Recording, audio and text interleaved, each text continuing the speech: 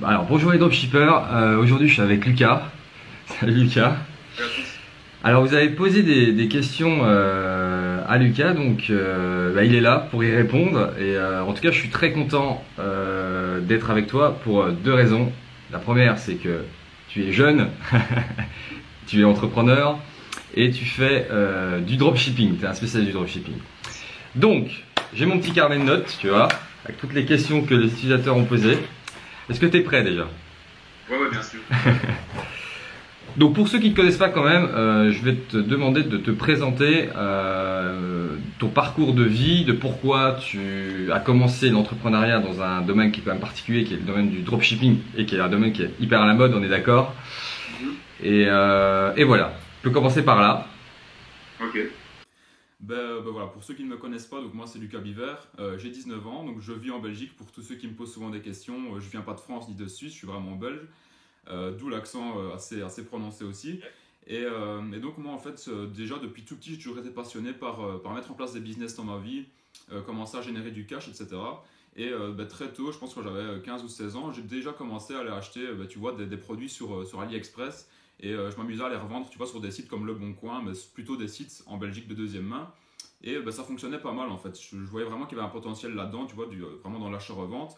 Et voilà, je vendais des trucs du style des mugs, tu vois, tu vois, des tasses, etc. Vraiment pour passionner dans une niche bien particulière. Et ça fonctionnait plutôt bien. Et vers 16-17 ans, j'arrivais à me tirer un beau petit salaire tous les mois en faisant ça. Mais je me suis dit, voilà, il y a certainement qu'il y a moyen vraiment d'aller encore plus haut que ça. Et donc je me suis renseigné sur internet et je marquais, tu vois, sur Google des trucs du style comment faire de l'achat-revente sur internet, tu vois. Et là je suis tombé sur un forum sur jeuxvideo.com en fait, d'un type qui disait ah moi je connais un truc, ça s'appelle le dropshipping et tu peux faire de l'achat-revente mais totalement en ligne, t'as pas de stock à gérer, etc.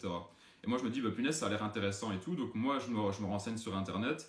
Je commence à voir quelques vidéos de dropshipping, donc voilà, en Amérique surtout, parce qu'à ce temps-là, on n'en parlait pas encore énormément en France. Et là, en fait, ça m'a vraiment donné un déclic et je me suis dit, là, il y a vraiment quelque chose à faire là-dedans. Donc, qu'est-ce que j'ai fait? Je me suis formé à 200% dans ce domaine-là. Je me suis dit qu'il y avait vraiment un truc à faire, parce que surtout que le e-commerce, ça ne fait encore qu'évoluer aujourd'hui, ça va ne faire encore qu'évoluer dans les années à venir. Et je me suis dit, voilà, il y a un truc à faire, je vais tester. Si ça fonctionne, tant mieux. Si ça ne fonctionne pas, tant pis, j'essayerai quelque chose d'autre. Et donc voilà, je me suis lancé là-dedans et de fil en aiguille, j'ai commencé à avoir des beaux petits résultats et j'ai commencé à m'améliorer de plus en plus dans ce domaine-là. Et aujourd'hui, c'est vraiment devenu pratiquement une passion, le business, pas spécialement le dropshipping, mais vraiment le business en général. Et alors aussi, en parallèle, j'étais aux études je faisais des études de communication donc en Belgique. Et pardon? T'étais à Bruxelles? Non, pas à Bruxelles, à Tournai. C'est une ville pas loin de Lille, en Belgique. Et en fait, moi, mon premier but quand j'ai commencé mes études, en fait, j'avais un objectif bien précis, mais que j'avais jamais dit à personne.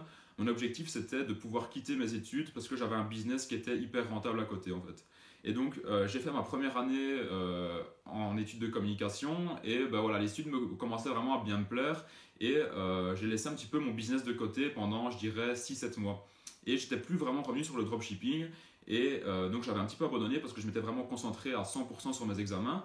Et alors finalement, après, une fois que j'ai fini mes examens, que j'avais réussi ma première, je me suis dit, mais attends, c'est bête quand même, j'ai arrêté le dropshipping, j'avais des beaux résultats, il faut vraiment que je recommence à aller là-dedans. Et donc là, je me suis dit, maintenant je me concentre vraiment à 100% sur le dropshipping. Je continue mes études, mais je les mets un petit peu de côté. Et là, ça a vraiment commencé à prendre, ça a vraiment commencé à exploser. J'ai attendu entre 5 et 6 mois que ce soit vraiment viable, tu vois, pour pas dire de quitter mes études, pour ne pas que je n'ai rien à côté non plus, vraiment assurer mes arrières. Et voilà, j'ai commencé à développer le dropshipping et aussi 2 ou 3 autres business en ligne. Ça a commencé à vraiment devenir très très rentable, ça a commencé à devenir très viable. Et là, j'ai pris la décision donc d'arrêter mes études il y a 3 ou 4 mois pour vraiment me concentrer à 100% sur mes business en ligne et vraiment vivre de ma passion au final, quoi. Ça veut dire que ça fonctionne très bien pour toi, si j'ai bien compris, tu vois. Donc, ok, donc c'est bien parce que du coup, toi, il y avait une deuxième question.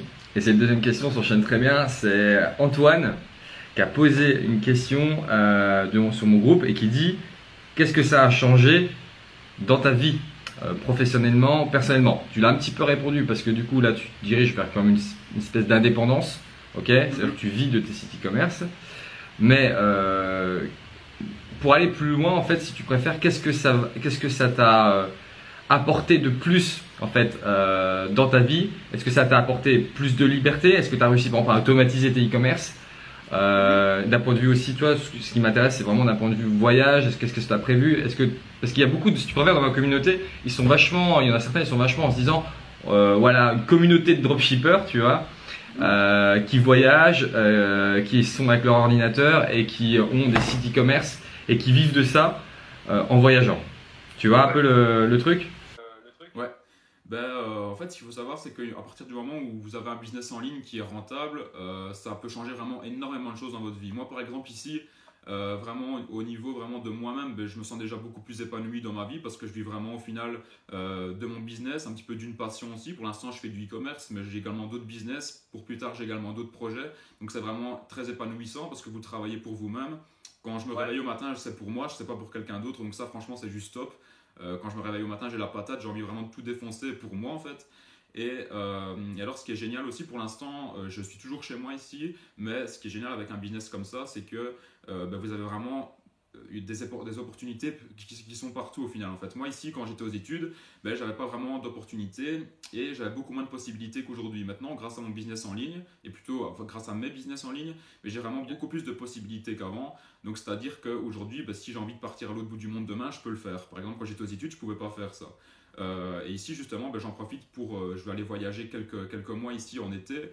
Certainement qu'au mois de septembre ou quoi, je vais également aller découvrir d'autres pays, comme par exemple la Thaïlande ou des trucs comme ça. Et c'est des trucs que j'aurais vraiment jamais pu faire si je ne m'étais pas lancé dans un business en ligne. Et donc aujourd'hui, j'ai vraiment beaucoup plus de possibilités qui s'offrent à moi et je peux vraiment faire beaucoup plus de choses dans ma vie. C'est-à-dire que avant, voilà, j'étais à l'école, je devais me lever tous les matins à 6 heures, prendre le train pour aller à l'école.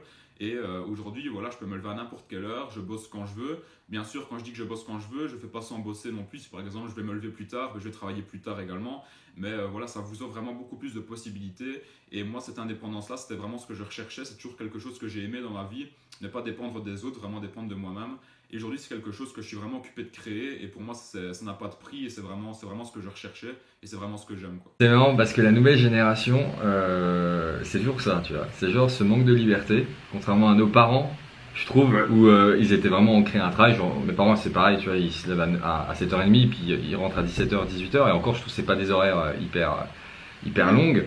Mais moi, c'est pareil, ce sentiment de liberté, je le connais bien parce que du coup, je fais du dropshipping aussi. Et j'arrive à dégager assez d'argent pour pouvoir en vivre, tu vois.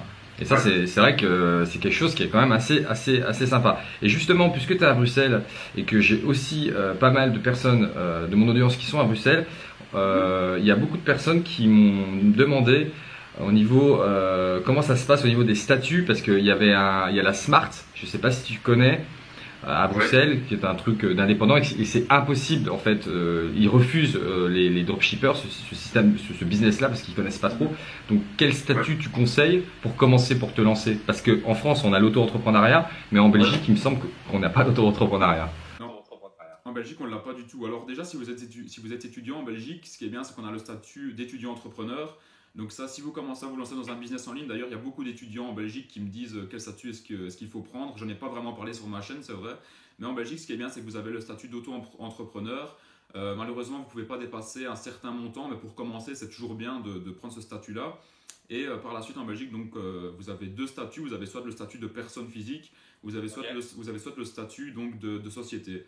Si vous vraiment vous commencez déjà à avoir des gros chiffres, des beaux résultats, moi je vous conseille vraiment de passer directement en société parce que pour l'optimisation fiscale, c'est vraiment nettement mieux. En personne physique, vous allez vraiment perdre énormément dans vos bénéfices parce que voilà, vous allez avoir énormément d'impôts et de taxes. Et quand vous passez directement en société, si vous avez vraiment l'opportunité de le faire, faites-le en SPRL. Donc moi je suis passé en SPRL et c'est vraiment le mieux à faire parce que en termes d'optimisation fiscale, vous pouvez faire énormément de choses et vous allez avoir vous allez avoir déjà beaucoup moins d'impôts que si vous étiez en personne physique par exemple en Belgique. Ok, donc pour résumer, le statut d'étudiant entrepreneur, quel premier statut que tu as conseillé, c'est quoi les avantages en fait? C'est une société ou c'est quelque chose d'indépendant? C'est plus simple à créer? Étudiant entrepreneur, je pense que c'est quelque chose de très simple à créer. Moi, je ne l'ai jamais fait parce que voilà, j'ai pris la décision d'arrêter mes études et juste après, j'ai créé la société. Mais étudiant entrepreneur, ce qui est bien, c'est que je pense que les démarches administratives ne sont pas très très grosses à faire. Moi, ce que je vous recommande à chaque fois de faire, c'est toujours d'aller voir le comptable le plus proche dans votre ville. Voilà, les personnes parfois veulent le faire par elles-mêmes, etc. Mais vraiment, aller voir des professionnels dans ce domaine-là. Vous allez vraiment être aidé, ce sera beaucoup plus facile pour vous. Et alors, étudiant entrepreneur, ce qui est génial avec ça, c'est que vous pouvez continuer vos études et lancer votre business en parallèle. Et pour commencer, pour moi, c'est le top. Et sinon, comme autre avantage, comme autre avantage également, en termes d'imposition, en termes d'impôts, il n'y a pratiquement rien. Je pense que c'est vraiment très très minime. Il n'y a presque pas d'impôts ni de taxes là-dessus. Donc si vous voulez vous lancer, franchement, c'est vraiment le bon statut à prendre si vous êtes en Belgique et si vous êtes encore étudiant. D'accord, excellent. D'ailleurs, en Belgique, l'avantage, en tout cas par rapport à la France, c'est les dividendes de fin d'année qui sont moins taxés qu'en France. Ouais. Je sais qu'en Belgique, on est à 20%. Et en France, ils sont entre 30, 35, 40% à la fin d'année au niveau des dividendes. Donc c'est vrai que c'est un avantage en Belgique. Ok, donc merci en tout cas. On va passer aux questions un peu plus techniques maintenant. Il y a une question de Tim qui me dit au niveau des influenceurs Instagram, il a un petit problème. C'est que en gros, il a monté son store, un store de niche. Et il me disait que voilà, il avait contacté énormément d'influenceurs et que personne ne répondait pour faire un. Et c'était c'était du free plus shipping, ok. Donc c'était voilà, c'était en gros le produit était gratuit et que c'était 9,90 € ou 9,99 €, je sais plus, pour les frais de livraison. Et il me demandait comment trouver le bon influenceur et qu'il réponde, surtout. Voilà. Ok. Alors, c'est vrai que pour le free plus shipping, ça je vais pas le cacher, si vous dites directement que vous faites du free plus shipping, les influenceurs vont être très très réticents par rapport à cette démarche-là. Moi, c'est vrai que quand j'ai commencé à démarcher des influenceurs, je faisais également du free plus shipping et j'avais vraiment très très peu de réponses. Et en fait, ce qu'il faut faire dans ce cas-là, premièrement, c'est contacter l'influenceur pour lui demander qu'il va mettre en avant vos produits sur sa page Instagram.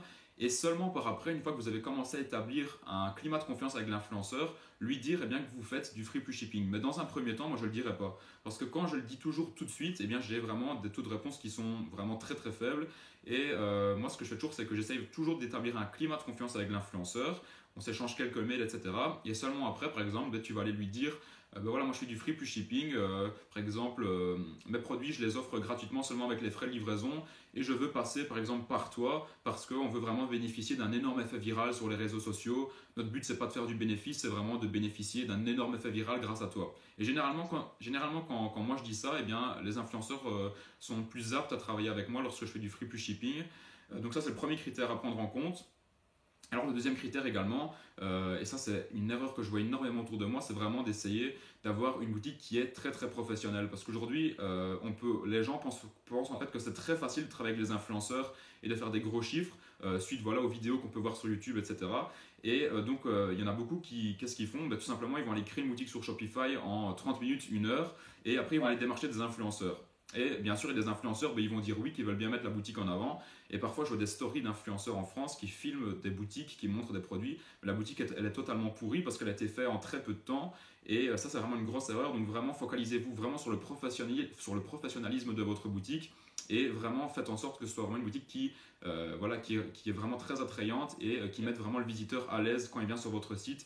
Et également pour l'influenceur, s'il voit que vous avez un site qui est pourri, généralement il ne travaillera pas avec vous. S'il voit que vous êtes un site qui est professionnel, vraiment où il y a du branding qui est derrière, il aura beaucoup plus facile à vous répondre aux mails et à commencer à travailler avec vous. Et qu'est-ce que tu conseilles alors du coup comme stratégie sur ton store pour que ce soit le plus vendable pour des influenceurs Instagram? Ok, alors il y a plusieurs stratégies. Alors il y en a beaucoup, je ne vais pas toutes les dire parce que j'en parle essentiellement dans la formation. Je vais en dire quelques-unes. Mais déjà, le free plus shipping avec des influenceurs, c'est quelque chose qui peut être très très, très rentable. Moi, c'est quelque chose que je fais énormément. Je ne vais pas le cacher. Le free plus shipping, ça marche très bien. Après, j'ai entendu qu'en France, c'était quelque chose qui n'était pas accepté, le free plus shipping. Donc pourquoi pas aller faire ça en Amérique ou quelque chose comme ça. Sinon après, quelque chose qui fonctionne toujours aussi bien que les influenceurs, c'est tout simplement des codes promo. Ça fonctionne depuis plusieurs années, ça fonctionne encore aujourd'hui, ça fonctionnera encore plus tard. Et vraiment, si je peux vous dire quelque chose quand vous allez travailler avec des influenceurs, parce qu'il y en a qui font du dropshipping mais qui n'envoient pas le produit aux influenceurs. Et moi justement, ma stratégie, ma petite particularité, c'est que en fait moi ce que je dis toujours aux membres de ma formation, aux personnes qui me posent des questions là-dessus, c'est de toujours envoyer le produit aux influenceurs. Et justement, j'ai quelques petites stratégies où j'explique comment faire pour que vous ayez une énorme valeur perçue autour de vos produits et pour que le branding de votre marque ressorte vraiment quand l'influenceur va filmer son produit et que toute sa communauté va voir le produit. Donc ça, c'est quelque chose de très important. Vraiment, n'essayez pas de gagner quelques petits euros par-ci par-là en n'envoyant pas le produit aux influenceurs. À chaque fois, si vous pouvez le faire, même si ça coûte 10 euros, 20 euros d'envoi, faites-le parce que vous allez avoir des retours sur investissement qui sont beaucoup plus conséquents que si vous n'envoyez pas le produit. Personnellement, je sais que le free shipping marche très bien en France. Il m'est arrivé juste un petit couac à un moment donné. C'est que, en gros, au moment où le mec il faisait sa story, il y avait des personnes de sa communauté qui disaient ouais mais t'es sûr que c'est pas une arnaque, et je me suis retrouvé à rembourser. Il avait coupé la story en fait au bout de genre 1 heure et il a dit non mais en fait c'est pas possible, ma communauté était. Ça m'est arrivé une seule fois. Mais à part ça, j'ai jamais eu de soucis, en tout cas dans les influenceurs francophones pour vendre du free shipping. Bon, voilà. Ok. Moi j'ai eu ça une fois aussi. Désolé, je te coupe, mais j'ai une fois eu ça aussi avec une grosse influenceuse en France. Je faisais du free plus shipping et en fait elle m'a envoyé directement un SMS, je sais pas, même pas 30 minutes après qu'elle avait fait la première story, parce que sa communauté disait est-ce que c'est pas une arnaque, des produits gratuits ça n'existe pas et tout ça. Et donc voilà, je l'ai rassuré, je lui ai montré que j'avais déjà travaillé avec d'autres influenceurs également pour lui montrer quand même qu'il y avait de la crédibilité derrière ma marque, et finalement elle a accepté de faire les autres stories et finalement ça a fonctionné. Mais c'est vrai qu'il faut toujours essayer de rassurer un maximum l'influenceur, lui montrer on a déjà travaillé avec d'autres influenceurs pour vraiment lui montrer qu'on a une marque qui est crédible, on va dire. Ok, excellent. Une dernière question sur les influenceurs Instagram. Tu préconises quand au début tu as un produit gagnant sur ton store et que tu n'as pas envie de mettre 300 balles dans un influenceur, tu préconises de mettre combien, disons, d'argent au début sur un influenceur pour combien de rentabilité derrière en fait, parce que c'est quand même ça qui nous intéresse dans le milieu du dropshipping. Vraiment quand tu commences alors Quand quelqu'un il commence, il dit voilà je vais choisir un influenceur, si tu peux nous donner quelques astuces pour choisir un bon influenceur au tout début avant de taper des influenceurs avec 2-4 commentaires, enfin tu vois un gros niveau d'engagement quoi. Ouais, attends, je regarde juste si ça enregistre encore. Attends. Ouais, nickel. Attends, je regarde aussi, c'est bon. Alors, quand vous allez travailler avec des influenceurs, si c'est vraiment les premières fois que vous allez travailler avec eux, moi ce que je dis à chaque fois, c'est parfois il y a des gens qui ont 400 euros à dépenser, à investir dans des influenceurs. Ne mettez jamais les 400 euros d'un coup sur un influenceur en fait. Faites vraiment des investissements qui sont réfléchis et des investissements sur lesquels vous allez toujours pouvoir vous relever. Parce que si par exemple vous n'avez que 400 euros et que vous mettez 400 euros sur un influenceur et que ça foire, après vous n'avez plus rien et ça va être difficile pour vous rebondir. Donc moi ce que je ferais, c'est par exemple si vous avez, je prends le cas d'Eti des 400 euros, c'est par exemple trouver 3 ou 4 influenceurs qui vont vous coûter 100 euros et qui ont des bons taux d'engagement, etc. Donc comme ça vous allez vraiment diversifier vos sources d'acquisition de trafic sur 4 influenceurs différents. Et comme ça, si par exemple vous en avez sur les 4 un qui ne fonctionne pas, et bien vous avez toujours les 3 autres qui vont fonctionner. Ou bien si vous en avez 2 qui ne fonctionnent pas, vous avez les 2 autres qui vont fonctionner. Donc vraiment, essayez vraiment de diversifier un maximum vos investissements. Et ça, c'est dans le dropshipping, mais c'est dans la vie également. Toujours essayer de diversifier un maximum ces investissements. Comme ça, s'il y en a un qui se casse la gueule, eh bien, vous pouvez toujours rebondir sur les autres. Et donc, c'est vraiment le conseil que je peux vous donner, c'est de ne pas aller mettre par exemple 1000 euros sur un influenceur, mais vraiment faire des investissements qui sont réfléchis et vraiment essayer de faire, par exemple, si vous avez une grosse somme, eh bien, divisez-la en 4 et aller investir plutôt 4 fois moins votre somme sur des plus petits influenceurs qu'une fois la grosse somme sur un gros influenceur. Ok, super. Merci pour les conseils. Moi en tout cas, je suis dans la même optique pour les influenceurs. Moi généralement, je commence par des influenceurs entre 40 euros et 100 euros, tu vois. Et après, je tape sur des influenceurs qui sont plus gros. La diversité des influenceurs, je trouve ça très important et je trouve que tu as vraiment raison de le dire parce que c'est des problèmes que les gens ont dans ma communauté. Ils mettent 300 balles et il se passe rien parce qu'ils ont mal géré, il y a un mauvais taux d'engagement. Ok, maintenant on va passer d'une question encore de Tim sur la stratégie Facebook. Ça c'est un gros dossier de la stratégie Facebook.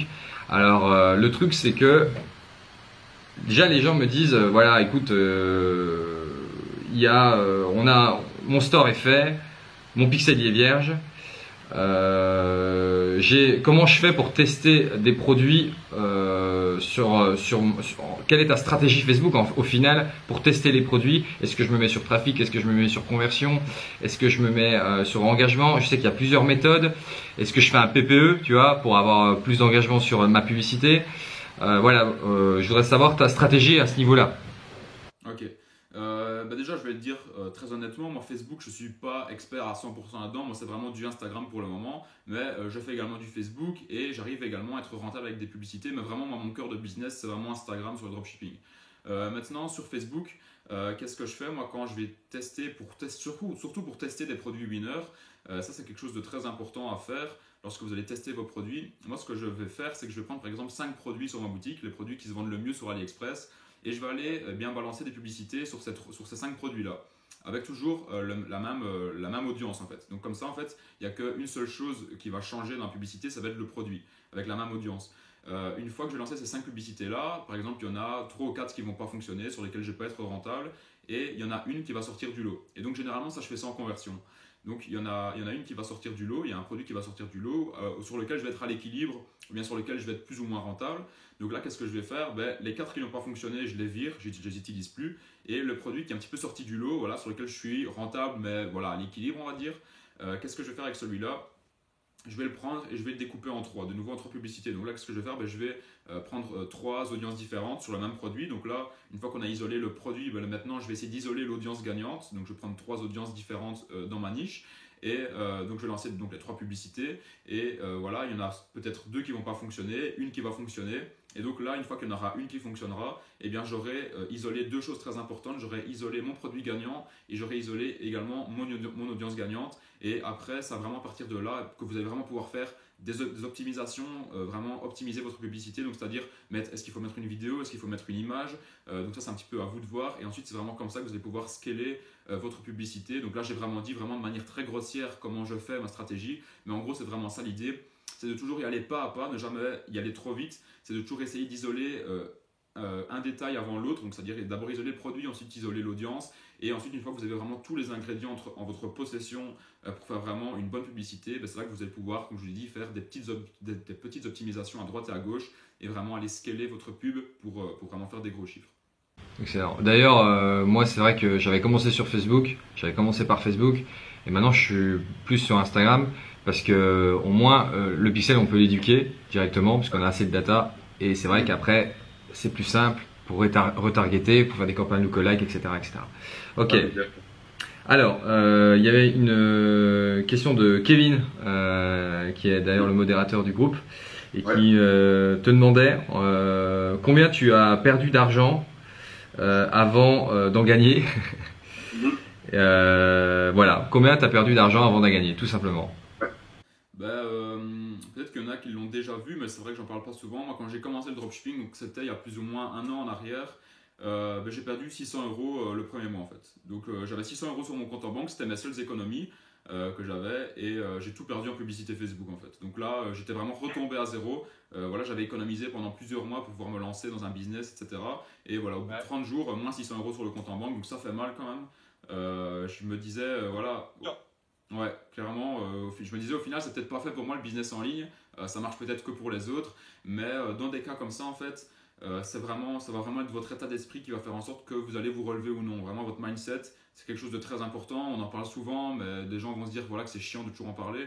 Mais vraiment, pour moi, c'est vraiment, c'est vraiment ça qui va faire en sorte que vous allez réussir ou non dans un business en ligne, ou bien même dans n'importe quel domaine de votre vie, mais c'est vraiment ça qui va jouer énormément. Et donc, quand j'ai perdu les 600 €, j'aurais très bien pu me dire j'arrête le business en ligne et je continue mes études et j'arrête le business, j'arrête de perdre de l'argent.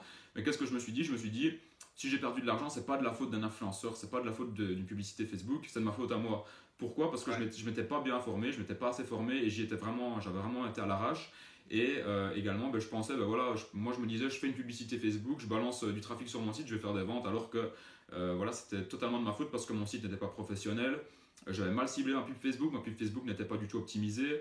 Les influenceurs que j'avais contactés avaient vraiment fait un mauvais boulot parce que au final, je les avais mal également briefés dans ce qu'ils devaient dire, etc. Donc au final, tout était de ma faute et je me suis vraiment remis en question de A à Z et je me suis dit voilà, si j'ai pas de résultats, c'est pas de la faute des autres, c'est de ma faute. Donc je vais me relever, je vais plus me former et je vais essayer d'avoir des plus gros résultats la fois prochaine avec des investissements beaucoup plus mesurés que ce que j'ai pu faire le premier mois où j'ai claqué 600 € comme ça dans des pubs Facebook et dans des influenceurs. D'ailleurs, encore plus, je trouve, maintenant qu'avant. Parce que avant, je sais que on pouvait faire une publicité Facebook et cibler un seul intérêt. On arrivait à faire enfin, en tout cas, de mon côté, j'arrivais à faire des ventes, tu vois. Que maintenant, c'est plus possible comme ça, tu vois. Il faut vraiment que ce soit propre, comme tu le dis, très professionnel et tout, tu vois. D'où aussi le côté se former. Déjà, je trouve, avant quand même, que d'y aller à l'aveugle, tu vois, que ce soit d'ailleurs dans les formations ou sur internet, tu vois, il n'y a pas des fois besoin aussi d'acheter, mais pour un début, moi je trouve que c'est important de se former, parce que voilà, ok, une dernière question, c'est la question que tout le monde me pose, j'ai gardé vraiment la dernière pour c'est celle qui a eu le plus d'engagement sur le groupe. On m'a posé ça en message privé et on l'a posé 50 fois. C'est ton produit que tu conseilles, ton produit gagnant 2018. Ok, ouais. Alors, justement, j'ai préparé une vidéo là-dessus. Et c'est aussi quelque chose que je vois énormément chez les personnes, etc., qui veulent se lancer dans le dropshipping. Beaucoup de gens me disent je trouve pas mon produit winner, j'ai fait plein de tests de publicité sur des produits, je le trouve pas, comment ça se fait, toi qu'est-ce que tu vends, c'est quoi ton produit secret, etc. Et ce qu'il faut bien savoir, c'est que dans le dropshipping, c'est pas un produit qui va vous faire gagner de l'argent, c'est vraiment les stratégies que vous allez mettre autour de votre boutique qui vont vous faire gagner de l'argent. Pour moi, une fois que vous êtes un bon marketeur, que vous savez utiliser les bonnes stratégies sur internet pour pouvoir acquérir du trafic et pour pouvoir justement convertir ce trafic-là sur un site web, pour moi, vous pouvez vendre tout et n'importe quoi. Mais vraiment, franchement, je dis pas ça pour vous lancer des fleurs aux yeux ni rien, mais c'est vraiment vrai. Vous pouvez vendre tout et n'importe quoi. Moi, je m'étais vraiment lancé dans une boutique de niche quand j'ai commencé, vraiment une boutique très très très ciblée. Je pense qu'il n'y avait même pas 30 000 personnes qui étaient intéressées par ça en France. Et pourtant, je réussissais à faire 2-3 000 € de chiffre d'affaires par mois. Bon, ce n'est pas le plus gros chiffre d'affaires que j'ai fait, mais ça restait quand même potable et ça montrait que quand vous avez les bonnes stratégies, vous pouvez vendre n'importe quoi. Donc, franchement, ce n'est pas un produit A ou un produit B qui va faire en sorte que vous allez vendre plus, mais ça va être plusieurs choses en fait. Ça va être premièrement le professionnalisme de votre boutique, comme je vous l'ai dit, et ça va être vraiment les stratégies que vous allez mettre en place autour de votre boutique. Donc les stratégies, ça s'apprend comment? Eh bien, vous avez plein de gens sur internet aujourd'hui. Ce qui est vraiment génial avec ça, c'est que vous pouvez aller vraiment vous former auprès des gens qui ont des résultats qui sont plus hauts que vous. Si vous êtes intéressé par la pub Facebook, il y en a plein qui en parlent. Allez vous former auprès de ces gens-là, auprès d'un mentor avec qui vous avez confiance, un mentor qui vous inspire confiance. Si vous voulez vous former sur de l'AdWords, par exemple, ou bien sur du SEO, allez vous former auprès de quelqu'un qui est spécialiste là-dedans. Sur les influenceurs, c'est pareil, mais vraiment, pour moi, ce n'est pas un produit. Je ne sais pas si tu es d'accord avec moi, mais pour moi, ce n'est pas vraiment un produit qui va faire en sorte que vous allez vendre ou non. Pour moi, il y a vraiment tout qui peut être vendable. Aujourd'hui, même encore des coques de téléphone, aujourd'hui, on pourrait croire que c'est totalement saturé. Mais pour moi, il y a encore vraiment moyen de faire beaucoup d'argent là-dedans si on utilise les bonnes stratégies, notamment avec les influenceurs. Il y a vraiment moyen de faire de grosses choses là-dedans. Mais je trouve que c'est très important parce que tu vois, moi je me forme beaucoup sur des formations américaines, tu vois, avec des dropshippers américains qui réalisent des très très gros chiffres et ils disaient exactement la même chose, c'est-à-dire que en gros, la stratégie marketing que tu vas mettre en place sur ton store, la valeur perçue, les timers que tu vas mettre en place, le professionnalisme du site joue énormément, mais énormément. Ça veut dire que il disait justement, et moi je l'ai testé, que ton produit n'est pas forcément, n'a pas besoin d'être forcément gagnant. Genre, t'as pas besoin de trouver un énorme winner comme il disait avant. Parce que j'avais entendu ça pas mal sur YouTube aussi en disant faut trouver un winner, mais pas forcément en fait. Parce que moi je sais que j'ai déjà vendu, j'ai déjà fait venir des winners alors qu'ils n'étaient pas des winners, tu vois. Genre j'ai pris des produits en upsell sur AliExpress en vendant, il y avait déjà mon winner et j'ai fait un upsell et en final en faisant beaucoup de ventes, il est devenu winner. C'est ça qui est, voilà. Donc je suis entièrement d'accord avec ça. Ok, en tout cas, merci beaucoup, Lucas. C'était très intéressant ce que tu disais justement, et je trouve que t'as 19 ans et t'as une sacrée maturité sur ce que tu dis. Parce que je suis moi-même un dropshipper et je vis de ça, tu vois. Et genre ce que tu dis, voilà, je suis entièrement d'accord sur alors évidemment, il y a des petites différences sur la façon dont on le fait, mais en tout cas, pour 19 ans, chapeau bas. Continue vraiment sur le dropshipping. Je pense que moi, je fais pas que du dropshipping, mais je aussi une société et tout ça à côté. Mais c'est un peu le début de l'entrepreneuriat, tu vois. Tu commences, tu fais du chiffre, tu as 19 ans, tu as l'air d'avoir la hargne, et ça, c'est cool. Sur ce, les dropshippers, merci d'avoir écouté cette interview. Lucas a aussi, c'est vrai qu'on en a pas beaucoup parlé, une formation que tu peux peut-être aussi nous détailler pour qui ça s'adresse, juste avant qu'on finisse. Ouais, bien sûr. Donc en fait, moi, ma formation, je me suis vraiment focalisé vraiment sur de l'acquisition de trafic, rien que par Instagram et via les influenceurs. Enfin, pas vraiment Instagram, mais c'est pour tous les influenceurs, donc YouTube, Instagram, Snapchat, etc.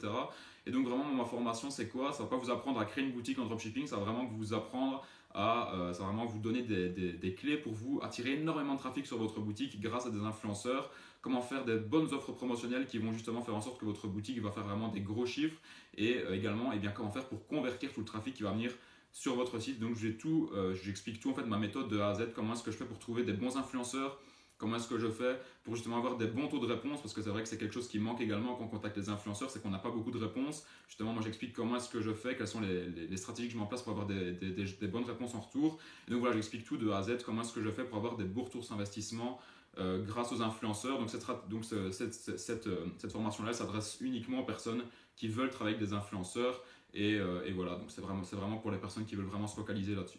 En tout cas, moi je vais mettre un lien sur la description, dans la description qui sera en bas.